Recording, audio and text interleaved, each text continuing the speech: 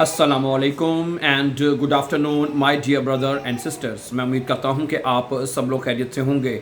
अच्छा दोस्तों, आज के हम इस इम्पोर्टेंट टॉपिक के ऊपर बात करेंगे कि जब आप नेशनैलिटी जमा करवाने जाते हैं, ठीक है, या सम टाइम लेने भी जाते हैं, तो आपसे कुछ सवालात पूछे जा सकते हैं। ठीक है, वो बेसिक सवालात कौन से हैं, वो बुनियादी सवालात कौन से हैं, वो मैं आपके सामने रखना चाहता हूँ। ठीक है, और मैं आज आपके साथ ये भी बताऊंगा कि मैं कुछ महीने पहले या 3-4 महीने पहले, ठीक है, मैं जब नेशनैलिटी लेने गया तो मुझसे क्या सवालात पूछे या क्या मुझसे कोई भी सवाल नहीं किया गया, तो वो मैं ये तमाम चीज़ें आपके सामने रखने जा रहा हूँ आज का इस मतलब कि वीडियो में। आप बहुत ही इंफॉर्मेटिव जो है वो चीज़ें होने जा रही हैं, इसलिए आपने इस वीडियो को अच्छी तरह वॉच करना है। ठीक है, और दूसरी बात, अगर आप हमारे चैनल पर नए हैं, आप इजी और फास्ट जर्मन सीखने का इरादा रखते हैं, तो आप हमारे चैनल को सब्सक्राइब कीजिए ताकि आने वाले इंपॉर्टेंट लेसन्स आपको टाइमली मिलते रहें।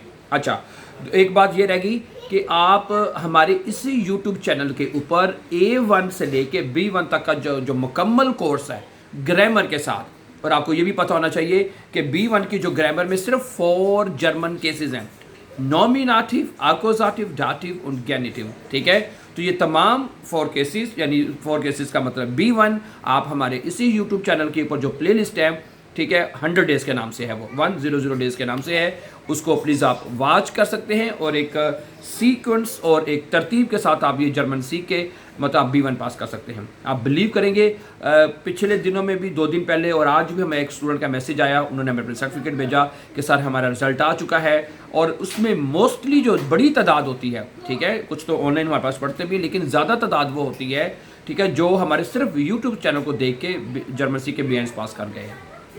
ठीक है, अच्छा, सबसे पहले तो मैं आपको बताऊंगा कि जैसे कि आज का हमारा टॉपिक है उसके ऊपर वापस आते हैं कि मैं जब नेशनैलिटी लेने गया ना, मुझे लेटर आया कि आप जाके ना अपने आउटस्टैंडर बेहोडे से अपना उरकुंडे ले लें। उरकुंडे तक का आपको पता ही है ना कि वो एक ब्रीफ होता है, लेटर टाइप होता है, ठीक है, लेटर कह लें, यहाँ जो भी सनद टाइप कोई चीज़ होता है, उरकुंडे जिसे हम बोलते हैं, वो अपने आउटस्टैंडर बेहोडे से लेना होता है। ठीक है, वो लेके फिर अपने राट हाउस में जाके पासपोर्ट अप्लाई करना होता है।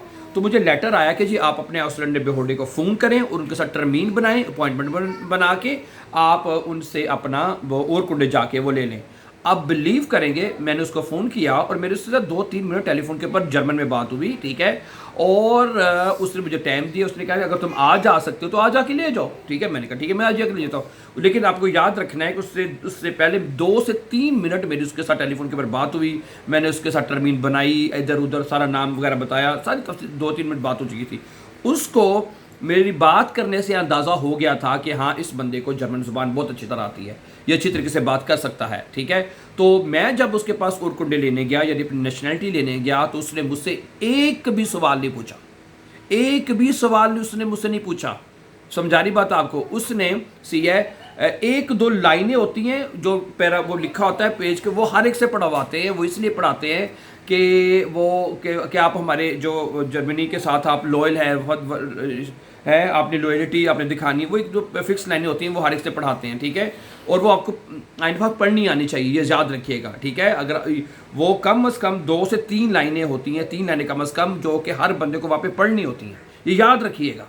ठीक है, जिसमें मेरे ख्याल से उसमें लिखा होता है कि आप अपने इस मुल्क के साथ आप वफादारी की जो है वो बताना होता है आपने। ठीक है, एक तो ये लाइनें प्लीज़ आप याद कर लीजिए। ठीक है, ओके, और वो लाइनें कौन सी होती हैं वो उनके पास लिखी होती हैं, तो अगर जो बंदा लेज़न कर सकता है तो बड़े आराम से उसको पढ़ लेता है। ठीक है, उसके बाद आजकल हम ये सुनने में आ रहा है कि आजकल वो कुछ बेसिक सवालात भी पूछते हैं, जिसमें कुछ तारफ़ी सवालात भी हो सकते हैं और कुछ जर्मनी के बारे में भी सवालात हो सकते हैं। मसलन एक ये सवाल है, मैं बेसिक सवालात भी मैं छोड़ता हूँ, वो भी बता दूँ बाद में। ठीक है, कि वो ये पूछ सकते हैं जर्मनी के बारे में। ठीक है, कि मैं आपके सामने रखता हूँ, मतलब जर्मनी का आइन क्या कहलाता है।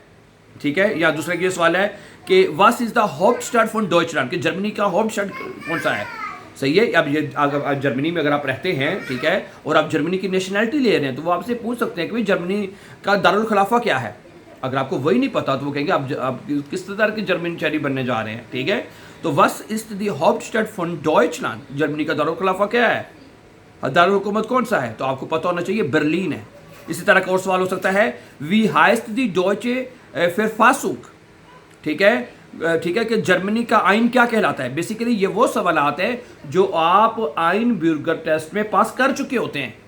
ऐसे तो नॉर्मली उनको इस तरह का कोई सवाल नहीं करना चाहिए, उनको पता है आपने आइन ब्यूरगर टेस्ट सवाल पास किए हैं, तो नॉर्मली उनका ये सवाल करना नहीं बनता वैसे तो, ठीक है। लेकिन याद रखिएगा कि इस तरह के जो बेसिक सवालात होते हैं जो जर्मनी के बारे में हो सकते हैं, वो आपसे इक्का दुक्का सवाल कर सकते हैं, ठीक है। ग्रुंड गेजेट्स कहते हैं उसको, जर्मनी का जो आइन है ग्रुंड गेजेट्स कहलाता है, ये आपको पता होना चाहिए, ठीक है। उसके बाद है कि वस बेडोइट डेमोक्रेट, यानी जमहूरियत का क्या मतलब है, ठीक है। दी ब्यूरगर वेलन इरे फेट्रेटा, ये मतलब है इसका, ठीक है। अवाम अपने नुमाइंदे मुंतखब करते हैं, ये मतलब है इसका है, ठीक है।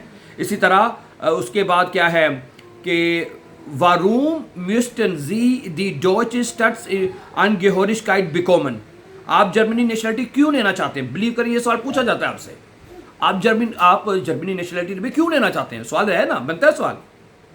समझानी बात आपको वहाँ, ठीक है। आप कहते हैं वाइल डॉचलैंड मायने हाइमाट ist, क्योंकि जर्मनी मेरा वतन है, ठीक है। उन इश ein Teil dieser Gesellschaft sein möchte, और मैं इस मुआशरे का एक हिस्सा बनना चाहता हूँ।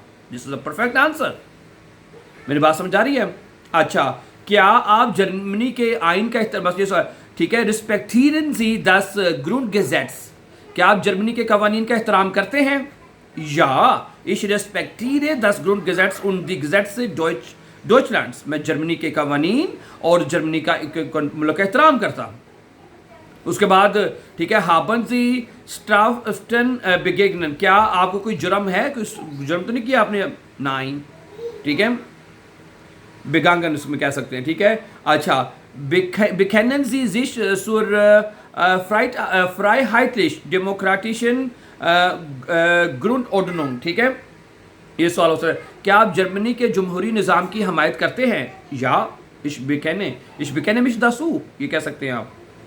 समझा रही है। तो इस तरह के कुछ 2-4 बेसिक सवाल जो कि जर्मनी से रिलेटेड हो सकते हैं वो आपसे पूछे जा सकते हैं, ठीक है। जर्मनी का दारुल हुकूमत क्या है, आप जर्मनी की नेशनलिटी क्यों लेना चाहते हैं, वगैरह वगैरह वगैरह। बाकी बेसिक सवाल जो है वो आपके बारे में तो पूछे जा सकते हैं, कोई नाम क्या, कहाँ रहते हैं, आप काम करते हैं वगैरह वगैरह, वो तो आप बता ही सकते हैं, ठीक है। तो बहुत शुक्रिया माय डियर ब्रदर सिस्टर्स, और हमारे चैनल पर जर्मन इजी और फास्ट सीखने के लिए हमारे चैनल को सब्सक्राइब कीजिए ताकि आने वाले इंपॉर्टेंट लेसन्स आपको टाइमली मिलते रहें। अपना बहुत सा ख्याल रखिएगा, टेक केयर, तब तक के लिए अल्लाह हाफिज़, अस्सलाम वालेकुम।